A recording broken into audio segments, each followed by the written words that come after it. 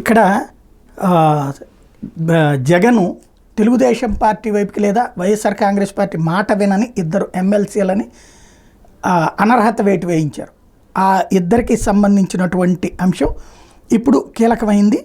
Especially శాసన మండలిలో 2 సీట్లు ఖాళీ అయినాయి.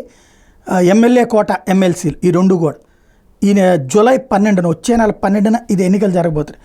ఒకళ్ళు సి రామచంద్రయ్య, ఇంతకుముందు తెలుగుదేశం నాయకుడు, ఆ తర్వాత ప్రజారాజ్యానికి వెళ్ళి తర్వాతన మళ్ళీ ఇటు వైసీపీకి వచ్చారు. ఆయనకి ఎమ్మెల్సీ ఇస్తే ఆయన బయటికి వెళ్ళడం, తెలుగుదేశం కూటమికి మద్దతు ప్రకటించడం. మహమ్మద్ ఇక్బాల్ ఇంతకుముందు చంద్రబాబు గారికి సెక్యూరిటీగా ఉన్నారు, ఆ తర్వాతన ఎమ్మెల్యే అయితే ఆ తర్వాతన ఓటమి తర్వాతన ఎమ్మెల్సీ ఇస్తే ఇప్పుడు ఆయన ఇటు రావడం, తెలుగుదేశం అధికారంలోకి వస్తుంది అన్నటువంటి ఉద్దేశంతోనే వాళ్ళిద్దరూ యువతలకు ఉన్నారు. అయితే ఆ ఇద్దరిది కావాలని అనర్హత వేటు వేయించేశారు జగన్మోహన్ రెడ్డి. తద్వారా ఆ ఇద్దరు ప్లేస్లో ఇప్పుడు ఎన్నికలు జరగబోతున్నాయి. ఇద్దరు కూడా చంద్రబాబు గారికి క్లోజే, బాగానే సన్నిహితంగానే ఉంటారు.